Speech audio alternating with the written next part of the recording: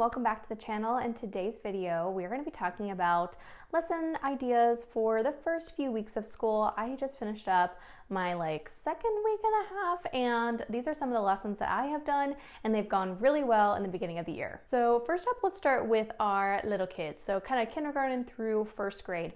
I did the 7 Jumps folk dance with them, and I literally had one kindergartner, actually multiple classes, a kindergartner would just stop and be like, this is so much fun. And you know it's a win when that happens.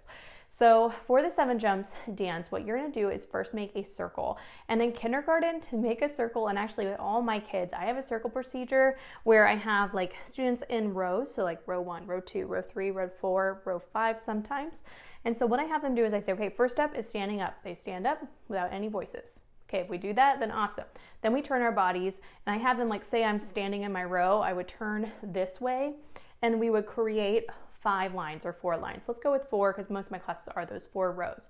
And I say, okay, so red row is gonna follow me first, and they're gonna follow the leader. And you say whoever the kid is that is first starts following me, and you're gonna just start walking in a circle, and those students are gonna start following you. Okay, who, and then you might be pause, who's gonna follow next? Oh, that's right, the next row, the orange row, so-and-so, you start following so-and-so, here we go. And then we keep walking in that circle, pause, who's next? Oh, that's right, yeah, the yellow row, you know. Okay, ready, follow. And they keep following, finally the green row, and hopefully it should just kind of slowly, they start adding, and you get that full circle. Okay, then we get into that circle and I say, everyone, okay, we're gonna do some movement. And your job today is to make sure you keep yourself safe, to do what the teacher does, and voice off. Because even though it's going to be super fun and we're going to want to talk to our neighbors about how much fun it is, during it, we need to keep our voice off so that we can listen to the music. Okay, now could you tell me how many times do I clap my hands? A little bit. Right, 3 times. Okay, let's try it. Ready? Here we go. 1, 2, 3. Oh, could you do it without talking? Just think it in your brain. Here we go. Very good. Okay, everything else, you just do what I do. We're gonna be clapping 3 times here and there. I press play, and the beauty of this dance is we don't need much practice. We don't need to talk about it. We can just do it. So if you've never done 7 Jumps before, essentially it's there's an A part and then something different, and an A part and then something different added on. So what you do for the A part is literally just walk in place. And then there's gonna be a part where it's almost like a fermata. And I've seen in the past where people actually put up their leg and then you stamp it down when finally it goes to the next note. I also will just put my heel up instead of totally balance on one foot, because that's when I have kids that fall. So I just put one heel up on my on my tippy toe, and then when the fermata goes to the next note and it's over, I stamp down my heel. And then it goes back to the A part. And then you'll hear another fermata. You go right back to that right foot, heel down. Left foot, for how long it is, heel down. Back to the A part. And then it goes, so it's heel, heel. And then you go all the way down the ground, elbow, and then always walking, marching in between. Oh, I forgot the clapping. So it'd be march, march, march, clap, clap, clap. Dun, dun, dun, a clap, clap, clap. Dun, dun. Dun.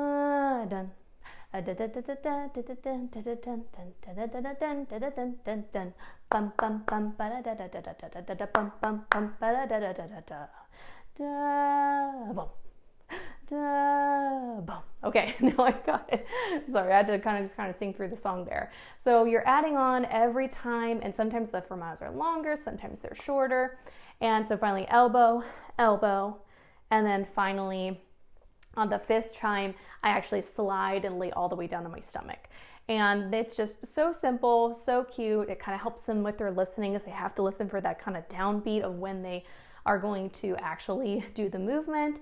And it's really cute to see them, how excited they get about it.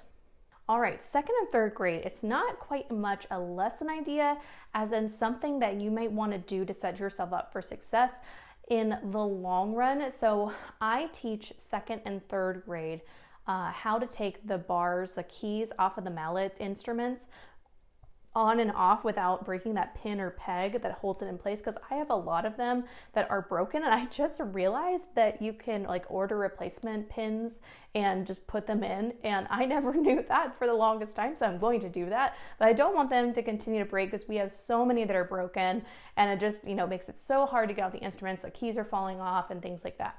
So anyways, I actually take the time, as much as like pains me, I'm like, I want to do something else. But I think it's really important as them as second and third graders to be a little more independent. And I constantly say that, like every year, like, okay, you're a little older and wiser, you're going to have more responsibility. I used to set your xylophones up in C pentatonic. You remember when you were in first grade and you like told me, hey, Mrs. Powell, like this one's broken. And I was like, no, it's supposed to be like that. Well, this year you are going to understand why I did that, and you're going to also be able to do it on your own. So what I start with is I just put a xylophone image on the board and I say, what do we notice? And they come up with ideas of like, oh, it's big to small. The keys are big to small. They have letters on them. They are, they make different sounds. Oh, the lower ones are on the bottom. The higher ones are on the top. Well, there's these little black circles. What are those? Right? So we just kind of talk about those things. And then I have an image. Actually, I think it's Mr. S. Org. I found on YouTube or on Google. He's actually like taking off a bar. So I actually go to that picture and I say, oh, I'm so glad you brought up those little black dots, because those are actually pins or pegs. I think they're actually called pins, but I've been calling them pegs for so long. Anyways, probably a little interchangeable, but I'm gonna say pins. Those are those little pins, and they hold our xylophone keys in place. Well, we actually have some broken ones, so I really want to make sure I teach you guys how to do this so we don't break them in the future, and also that you can set your instrument up and be ready and be independent musicians. And then that's when I have xylophones that are set up in like a semicircle, so they're sitting in the middle in their rows, and then just kind of on the perimeter is where I have xylophones set up. So I'll walk over to one, and I usually do a bass one so that I can stand up and they can see a little more easily. I say, okay, so my first step when I come to the xylophone is I put one hand on top, one hand on bottom, and I lift up directly. And I say, if you don't do that and you just put one on the bottom and lift up, that's where that peg is going, or that pin is going to snap, and we don't want that. So one hand on top, one hand on bottom, lift up. And I say, okay, so you're going to do that. Then your next step is, once you have lifted the key up, any key, whatever key, and putting it back down, then you're going to get out your mallets. Remember to hold them like you're about to ride a bicycle. Remember that you're going to tickle the tummy, play in the middle where the letter is. Remember that you're going to bounce your mallet like it's a gentle trampoline. And you get to play for 10 seconds, whatever you'd like to play. But you need to wait until everyone is ready. So we're all going to go to an instrument. We're going to take a key off. We're going to put it back on. Our mallets are going to be in our hands, and we are going to wait. And everyone's ready. We'll have 10 seconds to play whenever you'd like on the xylophone, because it just would be a shame to go over to the xylophone and not get to play. So that is what I do with second and third grade. And as much as it pained me this year, because I never do that, like to spend time on that, it's well worth spent, because then we did an instrument activity. They needed to be in C pentatonic and they knew how to do it. I also loved to, once that first round, so I have like about enough xylophones for half the class to go, then I will say, okay, I'm going to send you a student, and those kids that just took off a key and put it back on, you are going to stay there. You're going to be the teacher. So I'm just trying to do more of like, it's less me. Like I want them to stay there, and I want them to help and teach the next student. And then they go back, and it just helps with, cooperation. Like we're all in this together. We're all a team. We all help each other out, and we have ownership of our learning. Okay, moving on to the next thing. Next up is a third grade, fourth grade activity called Up the Ladder, Down the Ladder. It is from game plan, I think third grade in the very beginning, and it's a name game or a name chant. So it goes like this. Up the ladder, down the ladder, one by one, the ladder, up the ladder, down the ladder, one by one. So that's the A section, and then in between each section, students would say, my name is so-and-so, his name is so-and-so, my name is so-and-so, her name is so-and-so, my name is so-and-so, her name is so-and-so, my name is so-and-so, his name is so-and-so, up the ladder, down the ladder. So you would be going around to make sure everyone gets to say their name. So how I did this, because I have done this in the past, and I have not ever been successful with it. I have been able to teach them to chant. I've been able to get them in that circle, and then we would just have students kind of stop and not be able to like stay on beat, or would kind of get clammed up and be like, I can't do this. So I really wanted to break it down this year. And so what I did is I split it into 2 days. So the very first day, they just learn the rhyme. And so I will teach it to them. It's super simple. They pick it up quickly. And then I say, okay, so here's some body percussion. It goes like this: clap, clap, down, down, point, point, point, again, up, clap, down, down, point, point, point. And so I have them first just do the body percussion, and I say, okay, now the challenge is putting the rhyme with the body percussion. Let's try it. Ready? Here we go. Up the ladder, down the ladder, one by one. The ladder, up the ladder, down the ladder, one by one. I say, awesome. Okay, so they got that. And then I say, okay, so now I am going to have you guys introduce yourselves by saying, my name is whatever your name is. So I'm going to do it first, and we're going to do it 4 times. So I'm going to say, my name is Mrs. Powell. And you are going to say, her name is Mrs. Powell. Let's try it. Here we go. Up the ladder, down the ladder, one by one. The ladder, up the ladder, down the ladder, one by one. My name is Mrs. Powell. Her name is Mrs. Powell. My name is Mrs. Powell. Her name is Mrs. Powell. My name is Mrs. Powell. Her name. They usually laugh at this point because they're like, wow, we're saying it 4 times. Her name is Mrs. Powell. Okay, fantastic. Who thinks that they could do that? They could do what I just did. And I have a student do it, and we say it 4 times. And then I have another student do it, and we say their name 4 times in a row. And then I say, okay, but like that's not how it's going to be. We're going to have 4 different students. We're going to have student 1. My name is Billy. His name is Billy. My name's Carthrick. His name's Carthrick. My name's Akenna. His name is Akenna. My name is Marley. Her name is Marley. So who are those 4 students? And I say, you're number 1, you're number 2, you're number 3, you're number 4. We do it, and it was really cute. I had like my 3rd grade kids like be like, we did it. Like they were so excited that once it all came together. That's day 1. Then day 2 goes much faster. I say, okay guys, today's the day. So what we're gonna do is we're gonna do a mass practice before we get into our circle. I'm gonna say my name, or we're gonna all say together, my name is whatever your name is. And we're gonna say her name is, and just say your name again, or his name is. And so we just have a mass practice. I learned this from Joshua Bell back in like ORF days when I took level 1, and it really helps them just get a practice. And I say, no, it's gonna sound crazy. We're all pressing at the same time, but that's okay. Then we get into a circle. I add in like a drum beat, and we talk about before we start. I say, there is probably a very good chance someone's gonna make a little mistake. Someone's gonna have a little slip up. What do we do when that happens?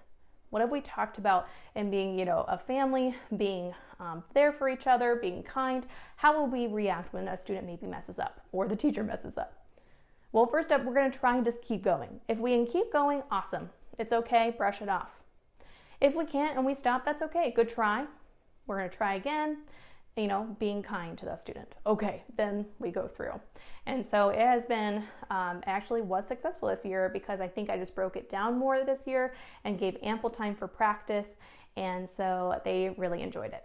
Next up, we have something for our 5th, 6th grade group. I have a game called Make a Music Deal, and it's very inspired by Deal or No Deal, if you've ever seen that game. I don't think I've ever actually watched it, but it is inspired by what I think that game is.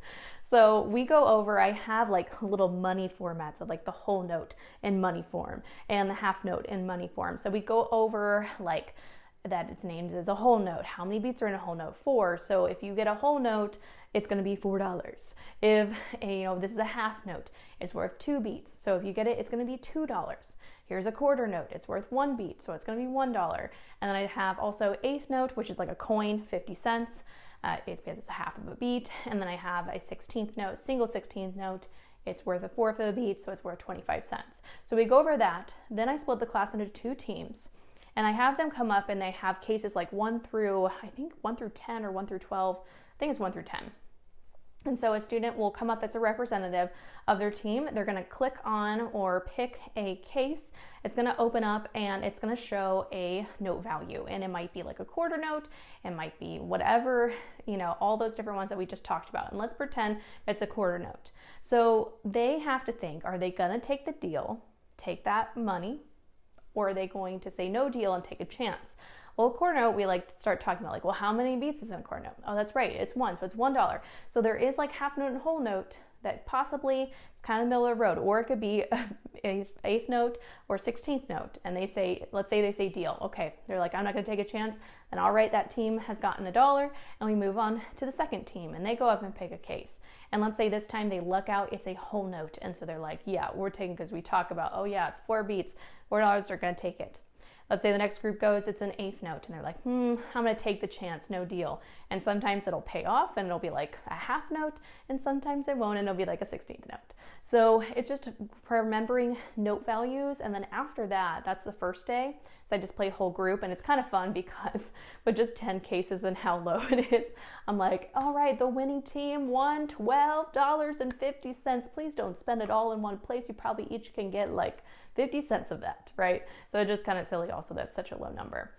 Then the next music, I also have made it into a small group game, and hopefully this should be on my TBT. I've been trying to get it ready for you guys, but if it's not, it will be soon. But then it's a small group game where students can play on their own, and they kind of have like almost like Monopoly money. They have like a whole note money, half note, and so they play on their own. They like flip over cases, and because they played a whole group, it's really easy to transfer it to small group. Let's talk about something for everyone that I did this year, and it was so much fun. So first off, a shout out to Amy from 04 Tuna Orf. I am part of her Patreon. It's like going to be the best $5 you guys spend. This is an activity from her. So in respect of that, I am going to share a little bit of it, but not all of it, because yeah, it's the best $5 you can spend to be part of her Patreon. She gives you so many ideas, and my students loved this. So I like to always open up with like a movement, kind of steady beat activity, usually in the very first lesson. And I did this kindergarten through 6th grade, and it was a winner across all of it. So it is a Mission Impossible steady beat movement. So she explained that she well, first of all, I start with, okay, we're about to do movement. And when we do movement, we make sure our voice is off so that we listen, and we do what the teacher does to make sure that we are learning. And then I say, okay, I have to get ready. 1 second.